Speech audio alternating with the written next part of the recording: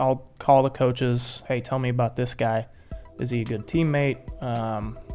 Does he work hard? What's the story with him? And I'll get as much information as I can before I ever talk to the kid myself.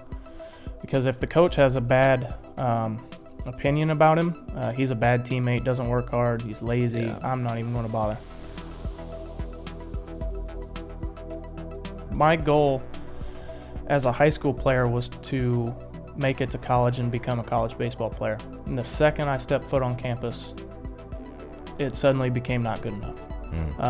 Once I got there, and it's something that I preached to my players when I became a coach, what is your goal? What do you want to accomplish while you're here? And I would ask my players, whose goal was it to become a college baseball player? And all of them would raise their hands. How many of you made any goals after that?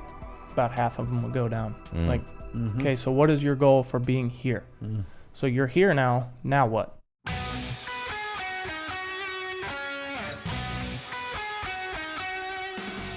Hey, it's episode 9, and what an interesting episode it is. We have another special guest today who's come on to talk with us from a college coach's perspective, and we cannot wait to share this with you. It's a little bit longer than some of our others, but that's okay. We've got a lot of questions for him, and we feel like he did an awesome job of helping us understand from the college coach's perspective what they're looking for.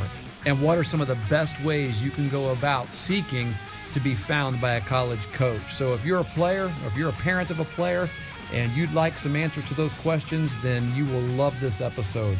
It is episode 9, and it starts right now. Well, we're grateful to be back. Today, Pat and I have a special guest who is known today as Coach Dunfee, because about 6 years ago, he made that inevitable transition that comes to about 98% of us who have ever played the game of baseball, and that is the transition from player to coach. But before we talk about his coaching career, I want you to make sure that as we are introducing him here, that I talk a little bit about his playing career, because Austin Dunfee was an outstanding baseball player as well. And he would be one that I would call, from my memory, a bulldog on the mound, although he might prefer to be called a bear on the mound. Seems appropriate. That's right. But the reason I say that is because I actually had the privilege of getting to coach Austin. This is this is when he was just a little guy. I mean, when I say little guy, I'm talking 15 years old, probably 14. You started playing American Legion baseball earlier than most guys. 15. Yeah. I can't remember. Because I think my last year of coaching there, I was kind of in and out. You were on the state tournament team, right? Yeah. And I was half there, half not there that year. I was trying to get back here to see my own kids play, but Austin was on a team that I actually had a hand in coaching. And I'll tell you what, as a 14-year-old, he was playing with primarily 18 and 19-year-olds, and we stick you out there during BP and let you go full go with those guys, and that's where we're like, okay, we know this guy's gonna be something special. And you did. You turned into be a really nice player from Meigs High School. Ended up getting recruited by Ted Tom, right, at Shawnee State. Ted Tom and Chris Moore, yep. Yeah, and Chris Moore played at Shawnee State for 4 years, and that's actually where your career hit another gear. Ted Tom, of course, now is an assistant coach at UCF. But Austin, while at Shawnee State, you still hold the university's records for career wins with 27. Still holds the record for strikeouts in a season with 82, and still holds the record for complete games in a season with 13. So some pretty impressive stuff. During his time playing at Shawnee State, his teams brought home 1 conference title and 1 championship title. And, of course, after playing there in the spring, he had the opportunity to play locally from where we're recording today here in Athens in the Great Lakes Summer Collegiate Baseball League for the Southern Ohio Copperheads. And in 2011, finished that summer season with a very impressive 0.48 ERA. And then after playing with the Copperheads, they gave you a chance to work as an assistant coach, actually for both his alma mater, Shawnee State University, and as well as the Copperheads assistant. And finally, this past summer, Austin had the opportunity and the honor to be named the head coach of the Southern Ohio Copperheads summer collegiate team, in which the team was just 1 game from a playoff berth, finishing 3rd in the South Division with a record of 23-18. and pretty impressive first year, especially since I know that you came into that season within a couple weeks of starting, right? Yeah. But the good news is that Austin will be back next year with the Copperheads, so you have an opportunity to have a hand in the recruiting in that as well. So I could say a lot more, but needless to say, today's guest has a lot to offer to our podcast, especially in the conversations that we like to have here. And so it's our absolute pleasure to have on the Coaching Life podcast, Coach Austin Dunfee. Welcome, Austin. Thank you, guys. I appreciate you having me on. You bet. Appreciate you being here, Austin. Oh yeah, and Pat's here too. Hey, you didn't get a word in edgewise here I there. am. Don't forget about Pat. I'll start talking now. Hey, Austin, I wanted to bring up a Facebook post that you posted recently. I know it's a conversation that I've had over the last few years, and I put a lot of thought into the number of baseball games that my kids. I have a 13-year-old or soon to be 13-year-old and a 9-year-old, and they play a lot of baseball games throughout the year, and it's something that I've been looking into and talking about a lot. But you had an opinion here. I'm going to read it for our listeners. The youth baseball scene has drastically changed over the last decade. I want to begin by saying that it is possible to play too much baseball. Think about this for a minute. The major leagues play a 162-game schedule. This is a league filled with grown men who are the best in the world, doing this as a job. This is a very intense and grueling schedule, even for those guys who have all the best resources and doctors, nutritionists, strength coaches, etc. at their disposal. Now let's look at youth baseball. They are playing spring baseball, which is about 25 to 30 games, a full summer schedule, maybe around 50 games, and then a fall schedule between 25 and 30 games. This could get up to over 100 games for kids who may not even have made it to high school yet, and definitely have not reached their full maturity, which happens for males after college years. These kids are burning themselves out on something that is supposed to be enjoyed at that level. Is this an opinion that you've had for a long time, or would you say that it's changed over the years? And could you talk about kind of why you have that opinion or how it's changed? I think it's grown over the last, seems like, decade, but more so since I've become a coach at the collegiate level. I played a little bit of travel baseball when I was 12 to maybe 14 years old, but it was more laid back. We still had time for practice, which I think is one of the big things that these kids are missing out on nowadays. Just happened to listen to that practice podcast on my way down here. A lot of solid points y'all touched on. Seems like one of my biggest gripes with travel baseball is the lack of development for these kids. So if you think about what travel baseball teams do, and let me start by saying it's not a terrible thing. Travel baseball has a lot of good aspects to it. It gets kids exposure, gets to play against higher levels of competition. But at some point that is almost too much if you're not practicing your craft.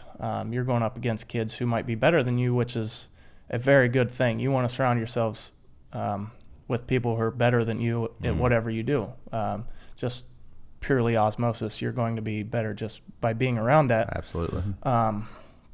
But if you're not practicing what you're learning, then you're hindering yourself and kind of holding yourself back a little bit. So if you think about what these travel teams do, and not all of them, some of them are run the right way. But my biggest complaint is that they're picking these kids from around a large area who they have been told or seen or know that are the best players in that area, and they bring them all together as like a makeshift all-star team and then travel around and play, which is fine. Those kids probably are the best in that area, but now they get on a team with kids like themselves who are ahead of their level, but then they aren't practicing. They're not developing their skills. They're not doing the fundamentals, which are crucial, and especially kids at that level who are still learning the game, who don't know, who still have a lot of experience left to gain, things they've just never seen before. Right.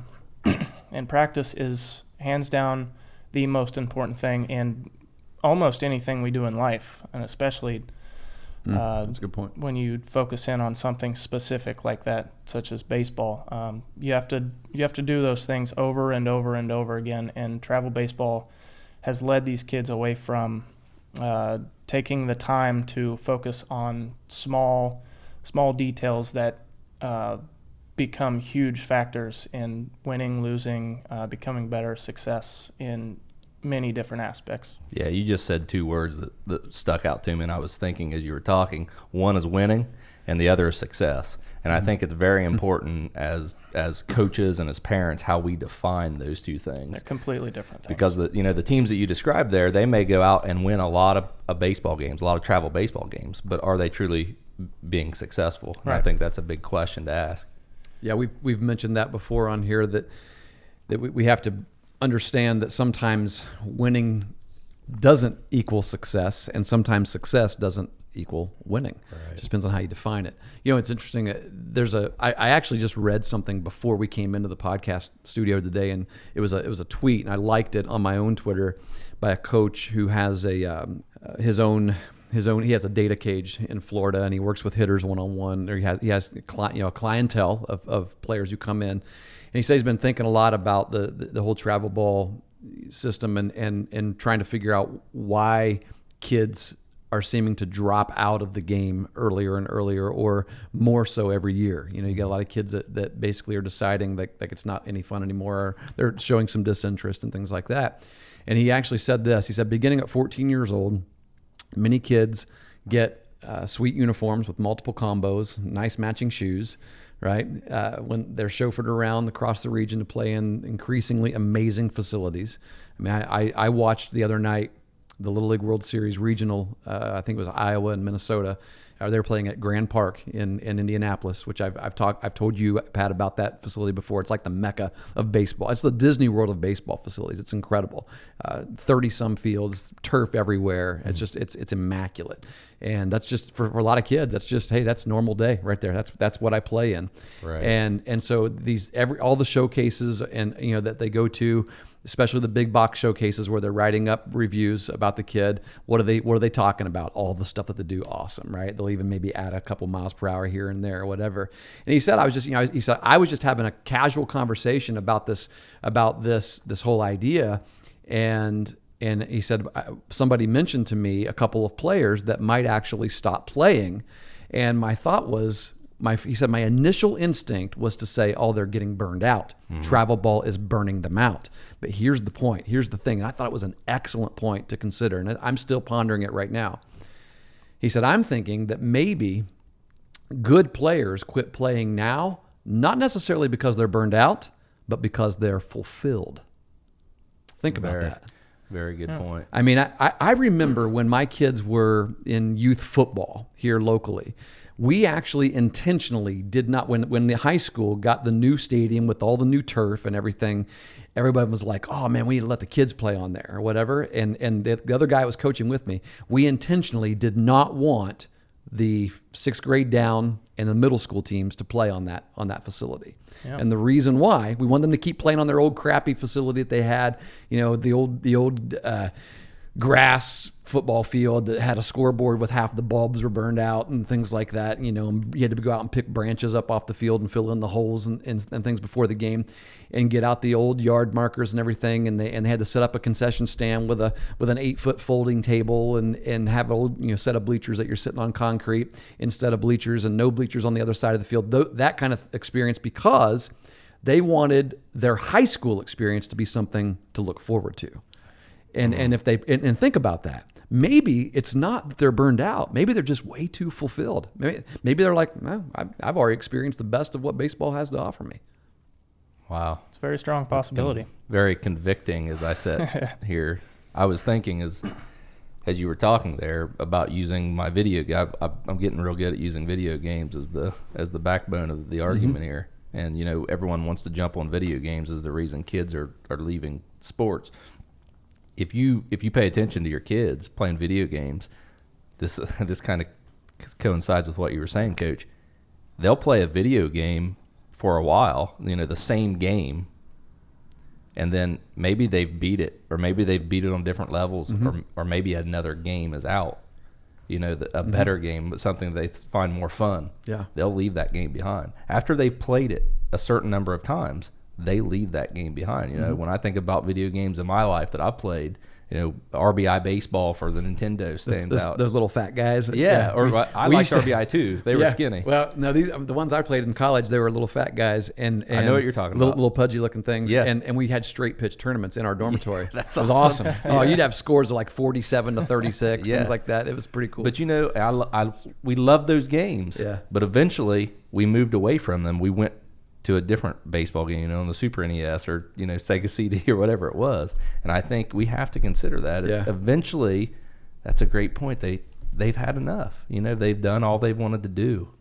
That's a great point. Wow. Yeah, it's definitely something to chew on for a while. Yeah. I know that. Well, Austin, one of the things that we really want to talk with you about, because you have been a college coach, and a lot of people have been asking us on the podcast to get into recruiting, and we got into a little bit with Brock on the last episode. My son Brock was with us, and he got a chance to talk about it from the player's perspective and him being recruited. And of course, you have both perspectives as a player who was being recruited, but also from the coaching standpoint.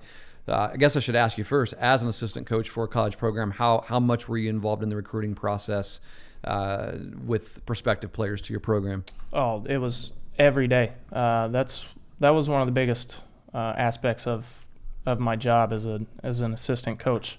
The head coach kind of delegates that responsibility to his assistants. We have a recruiting coordinator who then further delegates that to the rest of us, and then that's what we do.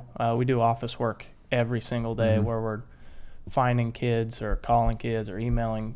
It's nonstop all year long. It's very, very tedious, but yeah. It's interesting. You said that you described that as office work. One of the things that we're interested in knowing is where the majority of the focus of your recruiting efforts were, and maybe if you like what percentage you focused on between say things like travel baseball tournaments and showcases on campus, camps, baseball camps. Yeah. Differentiate between those two, because you've got the big box showcase where you'll have a company perhaps, and I won't mention any particular names, but there are a lot of these out there where they invite a lot of coaches to come, and then they'll send out quote unquote invitations to players, basically invitations to any player who will pay the $365 to come to it.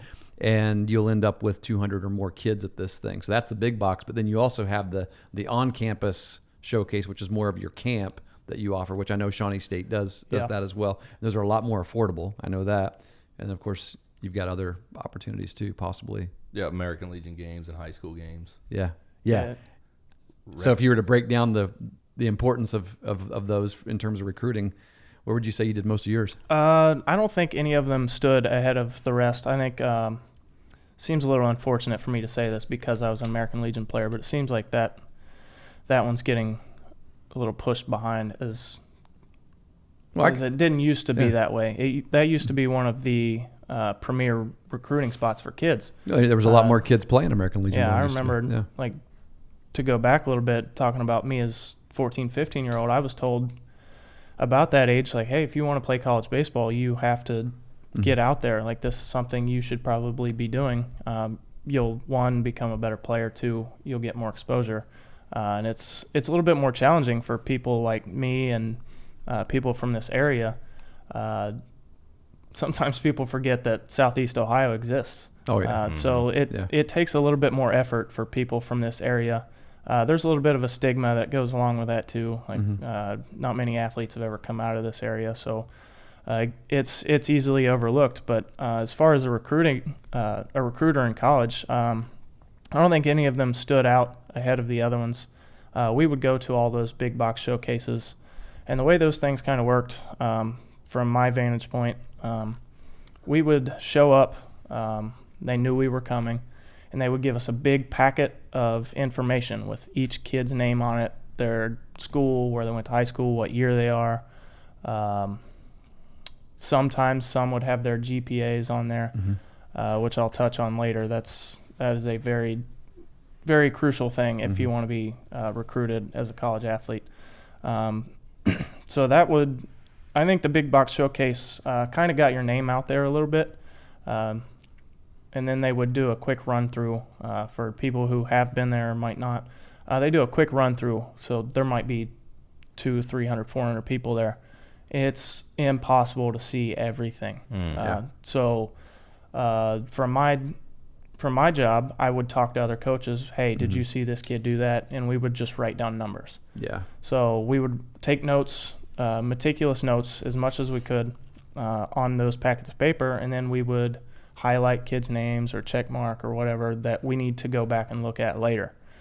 So then we would share that information with our other assistant coaches. Hey, if this kid happens to pop up somewhere, give them a look and then report back to me, tell me what you see. And then we might call them, hey, what's the deal with you? Are you talking to anybody else? Are you signed somewhere? Whatever the case may be. And then we would break it down to like actually paying very close attention to that player. So high school games, we would go to high school games, call their high school You're coaches. actually able to get to high school games during your season? Yeah. Okay. A lot of them. Because I know you're playing at that time as well. As a college coach. So a lot of them are more local high school games. Right. During the season, we're going to a lot of junior college games. So I would miss weekend college baseball games, which were big conference games. I would have to miss because I would have to go on the road and recruit junior college players. That happens all the time. So a lot of people. And you're saying that at that time as a volunteer assistant, right? Yeah. I would drive. So for instance, we had a conference game in Georgetown, Kentucky. We play Friday and Saturday.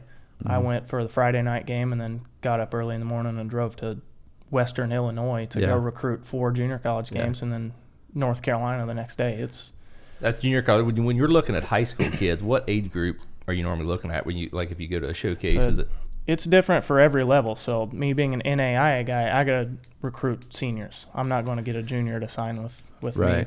Oh, okay. So the bigger schools, the earlier they're going to recruit. Sure. So I just read a tweet from someone now who's a recruiting coordinator for, I can't remember what school, Vanderbilt or somebody like that. He's like, man, it's getting almost impossible for us. We're going watching 15U games and trying to sign kids. Yeah. Wow. I was actually surprised last night. I was looking on Twitter and I saw a kid that committed to AB where Brock's at, and I said, hey, it looks like a new pitcher committed pretty late, in the summer. Well, it wasn't for this year.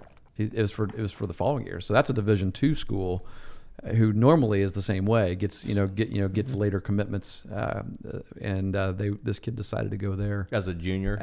He's going to be a senior this year, so he still has another year of high school. Yeah, gotcha. And so yeah, it's interesting that the way I want to go back to that point about the running them through in the big box showcase, because one of the things that I noticed, and I've attended a handful of these myself, not as a player but as a dad, and watching how it goes. And I sit back, in whatever stadium it's in, whether it's Bill Davis Stadium up at Ohio State, or we went to one at Wright State, I remember, in a couple different locations. And I would almost describe it as a cattle herd. Oh, absolutely. You bring these kids in, they all got their number, their number pasted on them, and they'll line them up, and they'll run them. They'll run the 60-yard dash. They'll have them just run from home to first or whatever. Usually it's a 60-yard dash, I'm sure.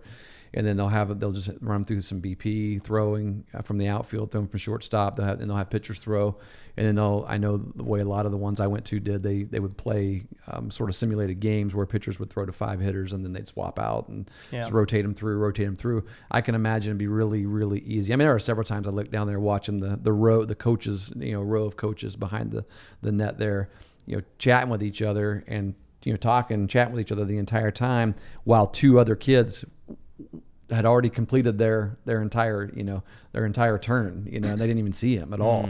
And one of the thoughts that I had about that, and this is my theory, and you can tell me if you think if this is accurate or not, is that those big box showcases, I think it's a good experience for every kid to go to. It helps with the understanding of what happens, But I would think that for the majority of the kid who wants to be recruited to play in college, they're going to fall into this range of being pretty good. Like, a lot of kids, if they want to play, they can find a place to play.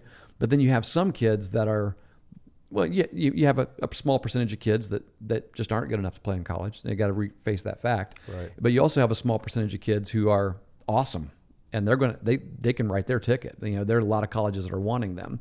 And then the majority, so I would say 10% at the bottom, 10% at the top, and you got 80% of where the majority of American, youth baseball players are, which is they're decent.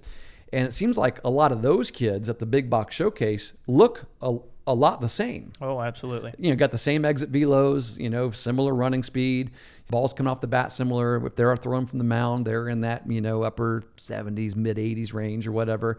But then every now and then you have a kid step up and throw 94 and everybody perks up.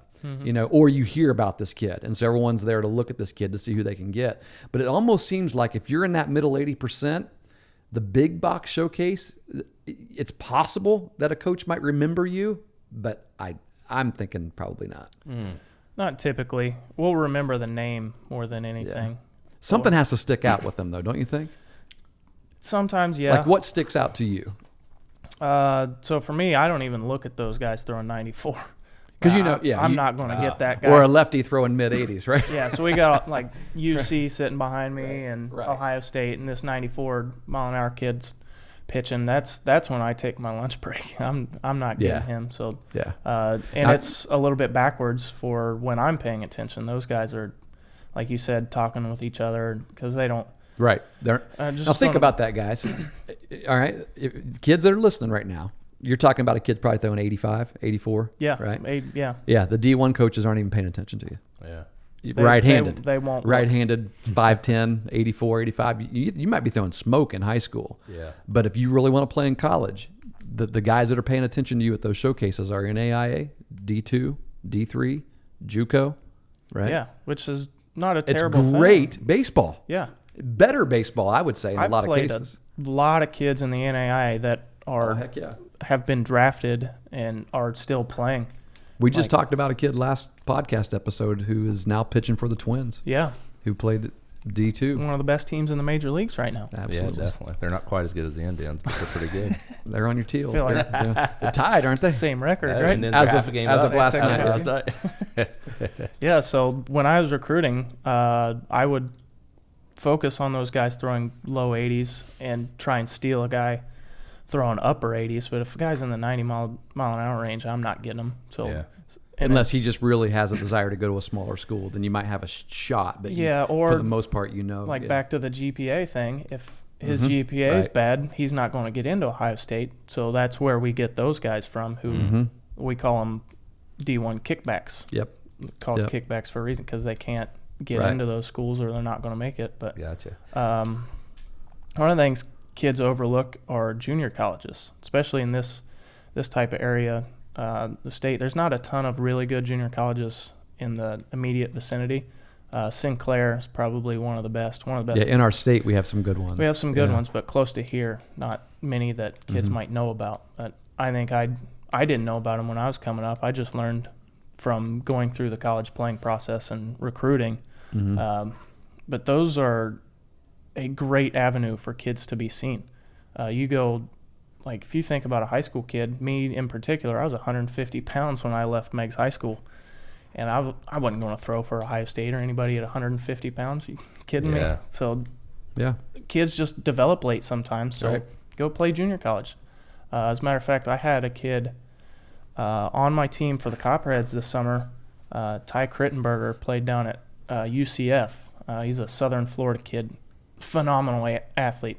Just raw ability, built like a Greek god. Just looks amazing in a baseball uniform, and he's fast as lightning. Just didn't play last year at UCF, so he's going to one of the best junior colleges in the country down in Florida, and there's nothing wrong with that. He's going to go there and he's going to play, and he'll play there for 2 years and then probably sign with a different Division I team and play 2 years after that. So that's something people overlook sometimes that is huge for developing kids who might just sit on the bench for a year or two in college. And it's a great route passed for a lot of kids that really want to play. It's a good route.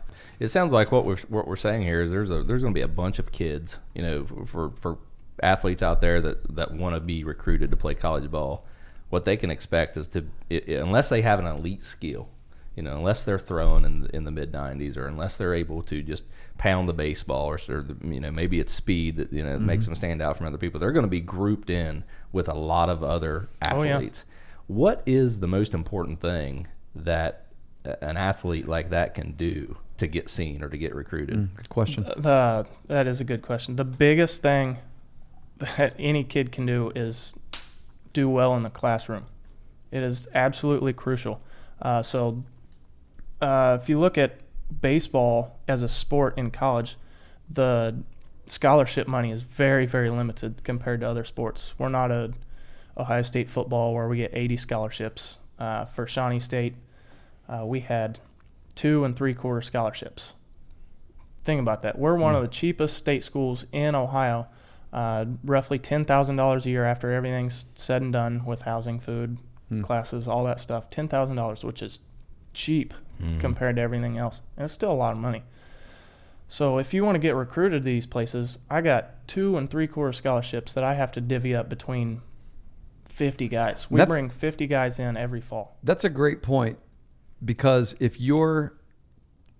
lot of people say, they look at these at the charts that show you, hey, NAIA schools have 12, D2 schools have 10, D1 schools have 11.7. That's NAIA schools have 12 if they're fully funded. If they have it. We don't have it. And so they're not all fully funded. Very few are fully funded in the NAIA. They are allowed that many, but which means we can't afford it. The majority of kids, even in Division I programs, the majority of kids are not playing on scholarship in college.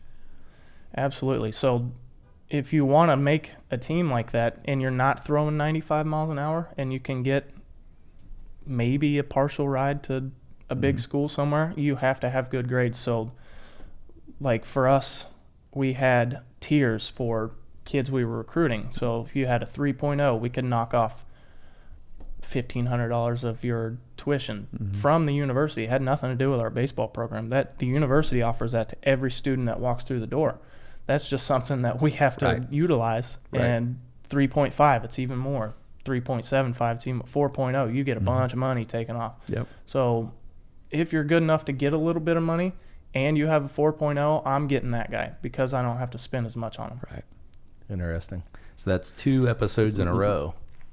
A player and a coach. Right. That both. The most important thing, to get recruited, if everyone's listening, is grades. Is GPA. 100% the most important thing. One of the things we talked with Brock about is it seemed like, in the last episode, is it seemed like every time he took the ACT, and trust me, he took it plenty of times. So did my daughter, and every time he increased the point on the ACT, we'd get a new financial aid letter. Oh, absolutely. And here's how your financial aid has been adjusted because you've just they find more money. Yeah, there's all sorts of categories like that. Yeah. Can I ask another question? Can I jump to another question that I want to ask? Man, go for it. It's a good. We got all day here with Austin.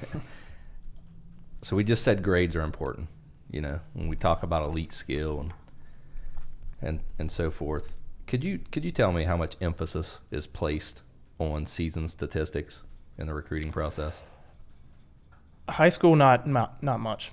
I'll be honest with you. We go based on ability, especially at my level. Maybe it's different when you get to big Power 5 D1s, but it's generally ability. What type of tools do you have?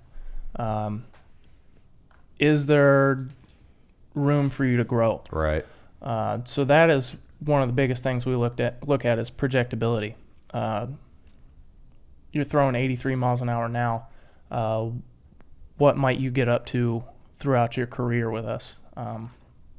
So this kid is still growing. He's still maturing. There's a chance he's going to get bigger, add some power, get in the weight room. He may not have been shown a baseball workout program before because it's a very different thing than if you play football or whatever the case may be. So we look more at projectability than actual stats. I to be honest with you, I can't remember the last time I looked at a kid's high school stats. Like, yeah, maybe a coach will tell me, hey, this kid threw 7 complete games this year. I'm like, okay, he's durable. He's a guy who's going to be able to throw a lot, but I would almost say, who do you throw him against? Yeah. That's why it's so hard to look at stats. I mean, my goodness, everybody plays a different schedule, different competition. Absolutely. Who's keeping the book? Exactly. Yeah. Yeah. It's subjective. Yeah, I wanted to ask that question because just a few days ago I got in this Twitter thread where a coach, Coach Mongero, I think. Mongero, yeah.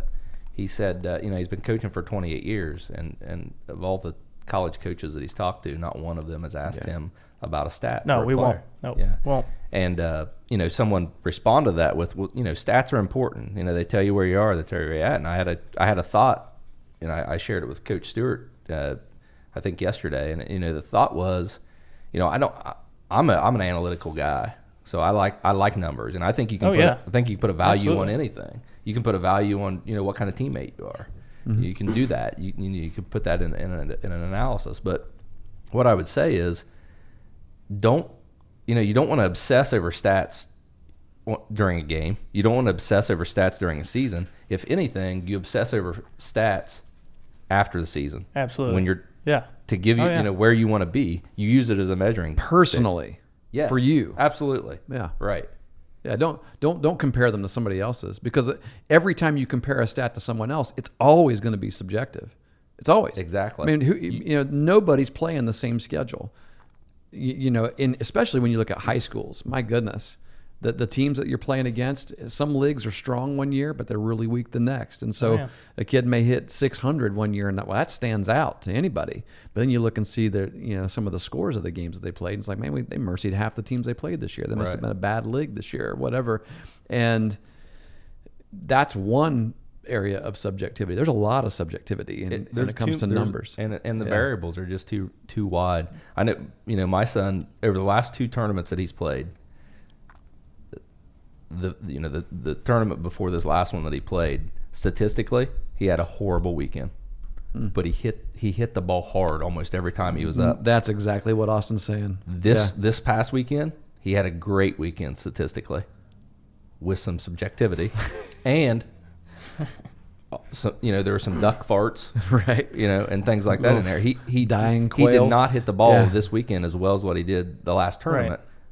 But statistically, he had the better weekend. Right. So I think that's where you can get in trouble. Yeah, and Pat, I somewhat agree with you. Statistics can be important. I just don't think so at the high school level.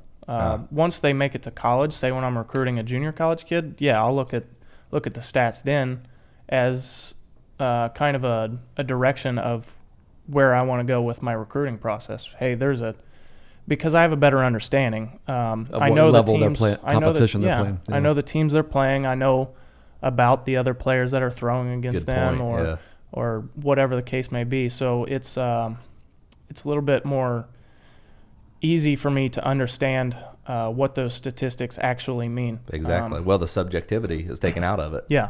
At that point, it's more on you. So then I'll call the coaches after I find the stats. Hey, tell me about this guy. Is he a good teammate?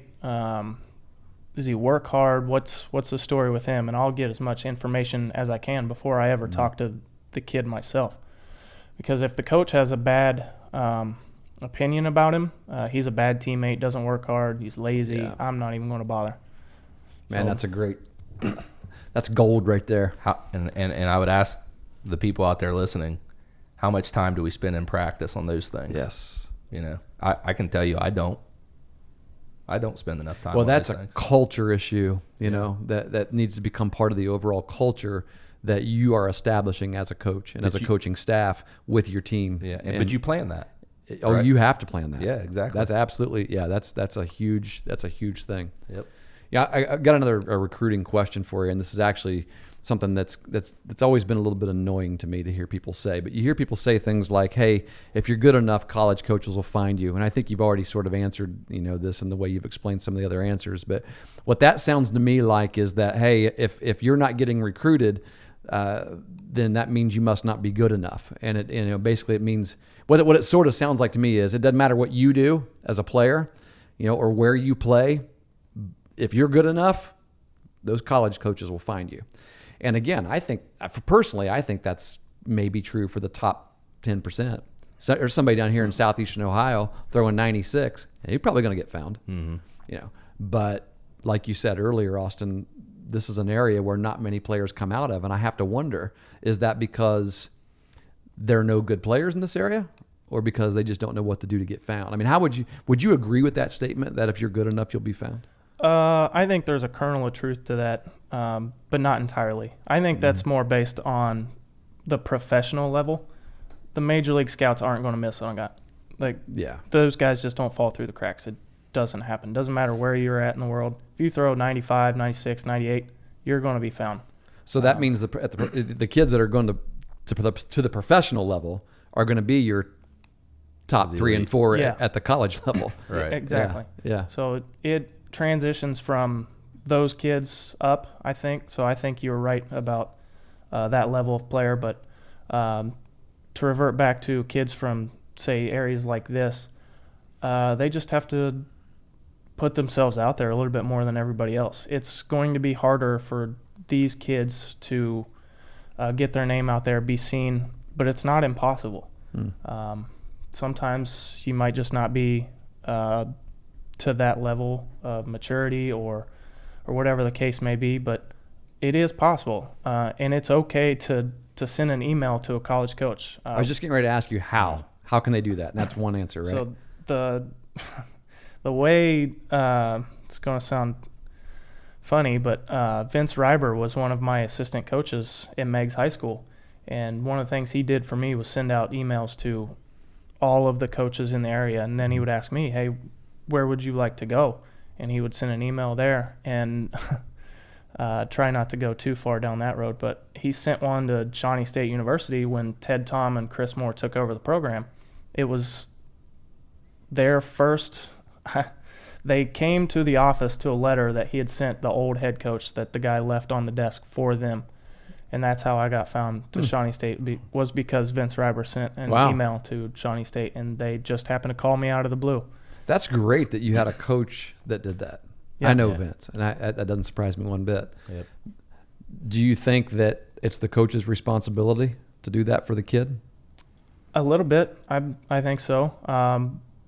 But to go back to what I said about being a good teammate and a good player, that coach is putting his reputation on the line, vouching for you. So if you're not going to hold up your end of the bargain, why should he put – you're ruining any other guy after you's chance if you go there and make him look like an idiot. So if you don't do the things you're supposed to do, he's not going to help you out, and nor should he. It's like writing a recommendation letter. I'll write a recommendation letter to anybody that asks me, but what I put in that letter is up to you. That's exactly right. That's as a high school coach and as a summer ball coach, that's one of the things that I always said to kids is that I am more than happy to reach out to college coaches on your behalf and to speak to them for you. But you got to understand that I'm going to be really honest with them because I want to be able, because the guy that's coming up after you 3 or 4 years from now is going to be relying on me as well. And if I lose the trust of these college recruiters because of saying something about you that isn't true, then that's going to basically ruin it for a lot of other kids. And so you get, and it really helps in the present day as well as you are coaching these kids, because if you say, I'm going to be honest, well, what am I going to be honest about? I'm going to be honest about how you are as a teammate right now, today, about how you're playing right now. Does he run out hard 90s? Well, it's up to you. Are you running those out right now? Because if you are, I'll tell that coach. If you're not, I'll answer honestly and say, no, he doesn't. He packs it in when he pops up, things like that. So yeah.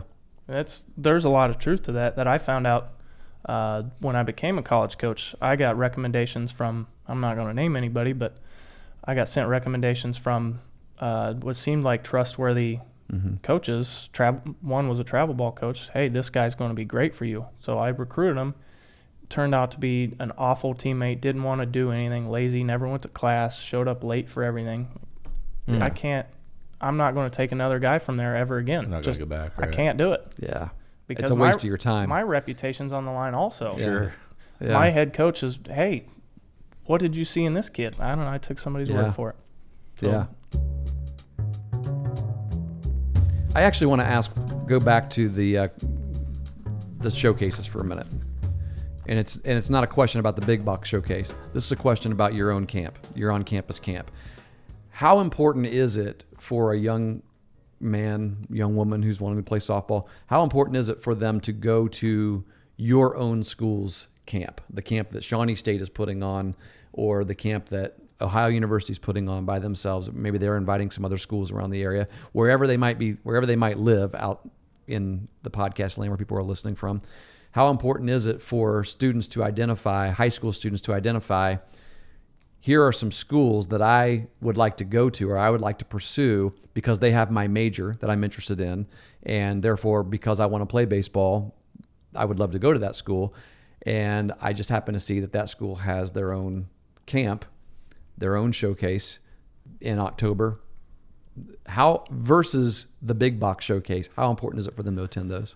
I think it's important. It's like an interview. If you're not being recruited by this school, show up, show your face, introduce yourself, make as much of an impact as you possibly can in that short amount of time.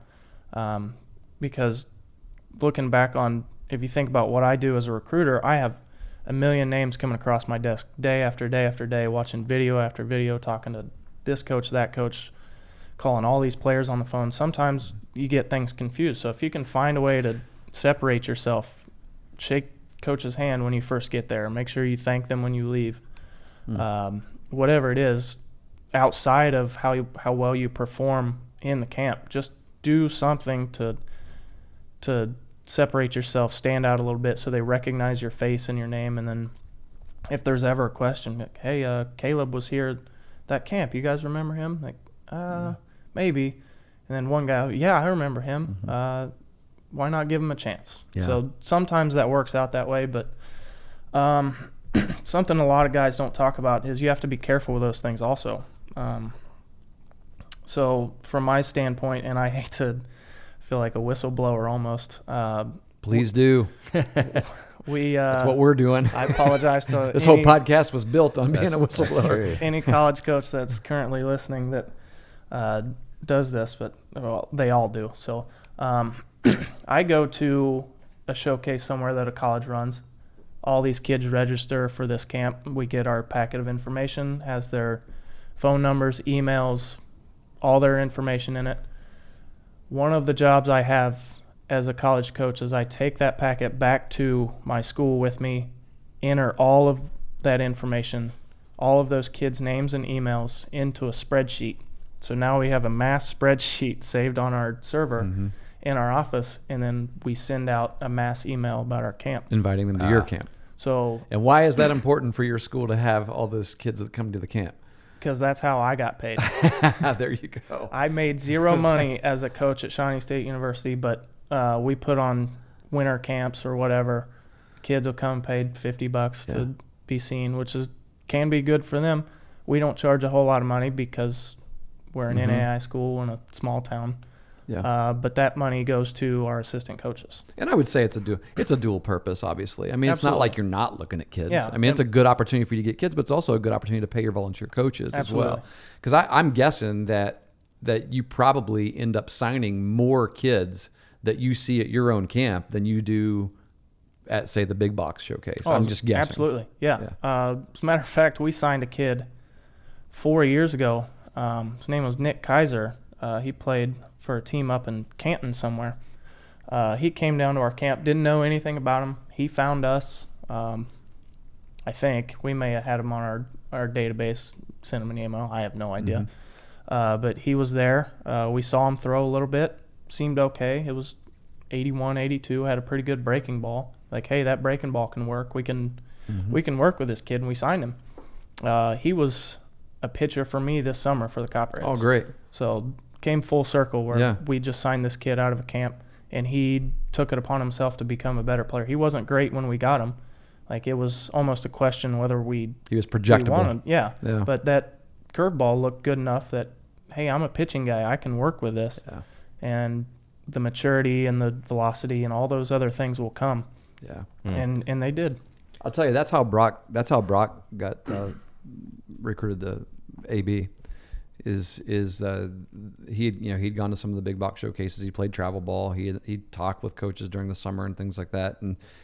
And I don't even know if they saw him play any travel games before they saw him at the camp. I think the first time they really got a look at him was at the camp, and he did a nice job, receives the ball well. They were looking for catchers in his class and talked with him, invited him to come back for a visit. He did that. Then they actually wanted to see him play a little bit. He sent his videos. He'd created some video, live game video as well as just showcase style video. And they got a chance to see him in person at their camp. They got a chance to see video of him playing in live games, and they actually did get to see him play the following summer as well. But by then they had already committed to him, and he likewise. But I think I would encourage kids to go to these camps. That was also a good point. Helps get you paid too. The fact that Brock had his videos, that's huge for us, and a lot of other schools. So like I said, I do a lot of office work where we'll have practice at 2:00 in the afternoon. We have morning weights from 6 to 8. So I have from 8:00 in the morning to 1:30 before I have to get over to the field, where I'm sitting in the office recruiting. So I get email after email of kids sending me a video, looking up videos online, guys that I know that are coaches somewhere else. Hey, this guy isn't going to work for us, but he may work for you, and they'll send me a video. The videos are huge. So if you're in an area like this where you're not getting much exposure, get somebody to film you. Make sure it's close where I can see your mechanics, see the ball move out of your hand, see your swing. 1,000 feet away is going to do me no good. I'm just going to turn it off. But if I can see you, the way your hands move, the way your body works, the way you receive the ball, the way you field it, I'll watch it. And then I'll pass it along to our head coach. Be like, hey, this guy looks pretty good. What do you think? That's such good stuff. I love that. YouTube has completely transformed recruiting. Oh yeah, it's leveled the playing field in a lot of ways. I mean, you talk about rural areas of America where kids aren't typically being seen or being found. Man, if they know how to create a YouTube channel, they know how to put some film together, they can be seen just as much as somebody else. Yep. That's great stuff. Make sure you put your contact information in those also, because I've had a handful of videos. Who is this kid? I have no idea. There's no name, no phone number, nothing. Just random video. And I'll say this right now. I don't know if it'd be inappropriate to say, but I am always willing to help any kid with this kind of thing. I've done several videos for kids in our area, and if you're interested in that, if that's something that you'd like to look into for your own kids, just reach out to me. I'll give you my email here in a little bit, but that's something that I want to help kids in the local area where we live here. As everyone who wants to play ball in college, I want to help them do the best they can to try to get there. So I know, that's what we're all here for. So. Sure. Yeah. Coach, you mentioned a couple times now scenarios or instances in which players didn't make it to college as the best form of themselves, and they got better in college. And one of the topics that we're really focused on is player development, and what changes and how to become a better person or a better version of the athlete that you are, or coach that you are. When you transitioned from high school into college and became a really good college pitcher, was there something that changed with you from a development perspective? Did you do something different? Focus on something different? If there was, what was that? Oh, absolutely. So start with my high school career. My goal as a high school player was to make it to college and become a college baseball player. And the second I stepped foot on campus, it suddenly became not good enough. That may sound worse than what I intend it to sound. Once I got there, and it's something that I preached to my players when I became a coach, what is your goal? Like, what do you want to accomplish while you're here? And I would ask my players, whose goal was it to become a college baseball player? And all of them would raise their hands. How many of you made any goals after that? About half of them would go down. Okay, so what is your goal for being here? So you're here now what? So when I stepped foot on campus, I wanted to become the best player in the country. My team was I set my goals as high as I possibly could. My abilities were limited. I think I threw 85 to 86 miles an hour coming out of high school, and that's if I'm really chucking it. So what I did was, hey, I want to be the best player in the country. I'm going to do everything I possibly can to make that happen. I want zero excuses. I only have 4 years to do this. I don't want to have a single regret when this is over. So every single day, and I can say this honestly, I'm not blowing smoke, I worked my tail off every single day. I had to be first in everything. Sprints, if I lost, I took it personally. Every long distance run, everything. Weight room, I was trying to lift as much weight as I possibly could, being smart about it, of course. You can lift too much weight. There we hear it again. Weight room, just common everyday occurrence It's for college huge. athlete. And I've had that conversation with people before. That, you shouldn't be lifting during the season. You most definitely Have should to. be. That is crucial. Yeah. The Michigan baseball team tweeted a photo of them lifting at Omaha during the Yeah, World we talked Series. about that Yeah, on we a previous talked about that episode. a couple episodes They ago. were getting after it, weren't they? Yeah, I mean, it it's was huge. it was in the middle of that series. Yeah. So that's Game another day. point. But I made sure that I could look myself in the mirror and say that I did absolutely everything that I could possibly do today to make myself better, and then tomorrow the same thing. And then after 4 years, it ended up paying off. So if you're not working as hard as you possibly can, you're doing yourself a disservice. Yeah. I think that goes back to what Brock was describing as the college baseball life too. You know, it's not, Yeah. you know, to a 10-year-old, it doesn't sound all that fun. But you said working a couple times in that response there, and I think that's what it is. It's work. It's But work. It's It's hard. It's It's it's very hard. hard. And you better have a passion for it, Yeah. because if you don't, you're not going to make it. Yeah, there are too many times I've seen personally my friends that I played with would show up to practice and, man, I don't want to be here today. It's hot. It's cold, whatever. Hey, I know it's hot. You don't have to tell me it's hot. It's cold. I know. We all know Usually it's it's cold in our area Yeah. in We college all- season. We all know, Yeah. but what a lot of people don't understand is when you get to college, it's all day, every day, all year long. You're Yeah. going to class, you're going to practice, you're in the weight room. It is a commitment. And too many of my friends that were better than me when I got there would show up and just have this poor attitude about being Yeah. at practice. Like, hey, man, this is what it's about. If you're stepping on the game mound and you haven't done everything you possibly could to prepare yourself, that's when guys become nervous and unsure about their capabilities. I was never nervous when I was ever on a game mound because I knew that I did everything I possibly could to prepare myself. Yeah. And knowing that I did that, I could relax, and then if the results didn't happen, then I just got beat that day. Yeah. That's Tip just the your way hat. baseball goes. Yeah. Absolutely. Some days they're better than you. But you That's don't right. want to walk away from the field and be like, man, I wish I would have done Yeah. that before Yeah. today's game. Before, and I think that's the key word. You hear a lot of, throughout the years, coaches will say, leave it all on the field. Leave it all on the practice field. Yeah. Yeah. Oh, absolutely. Be prepared. Right. I think that's great stuff right there. No doubt.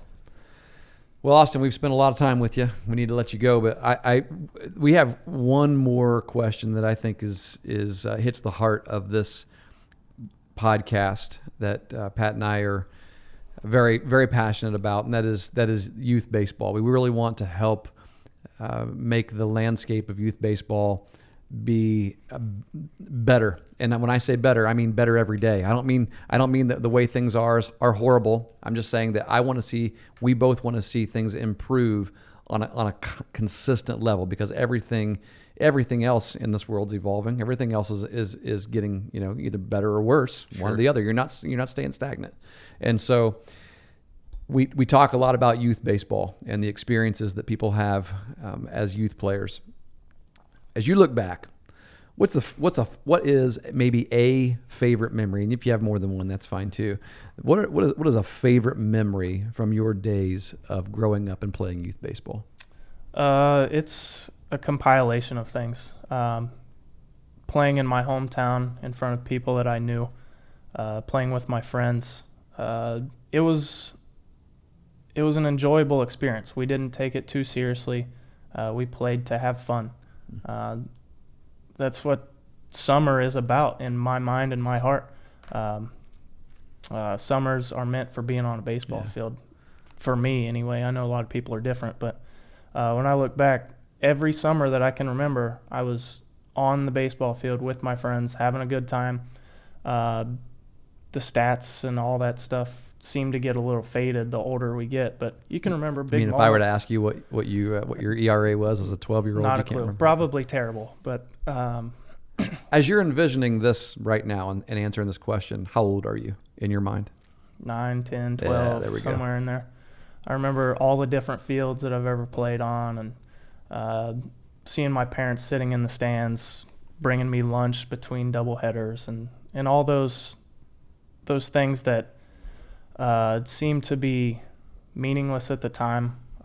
Those are what really take you back to what it's meant to be. It's a kid's game. You'll hear major league players say that. They have a saying nowadays, let the kids play. Mm-hmm. That's exactly what it is. And we all have those memories of us playing on all dirt fields, playing behind chain link fence, all the people, Rusty chain link fence. Yep. Probably got tetanus a couple different times, but man, it was a blast just playing with all the people from our town, playing against the town next door, playing against kids that we go to school with. So it was fun just being out there under the sun. Yeah, and that wasn't that long ago for you. You're a young guy. Fairly. So it wasn't like we're talking about the good old days here, like Pat and I talk about the good old days. No, it feels like it. Things are different now, almost. Yeah. Austin, we really appreciate you coming on. It was a great had a great time with you. Yep. So, no doubt. Thank you guys for having me. I bet. appreciate it a lot. Is there anything else you'd like to say? I mean, give one last shot at the people that are listening. Man, make sure you keep tuning in. I've listened to a few of them. I've had conversations with myself as I'm listening to the podcast. But, that's a good point. And start to add things. Like, I'm talking to myself. But these guys are awesome. I got the pleasure of playing for the both of you. Played for Pat in Middleport. You as a Legion coach. So a lot of great memories doing both of those things. But man, this is a good thing that I hope people continue to listen into. Thanks. We appreciate that. How can people get in touch with you if you don't mind? Anyone wants to ask you a question directly? Twitter, Facebook, Twitter, Dunfee15. DUNFEE. Correct. 15. Facebook, just Austin Dunfee. You'll find it.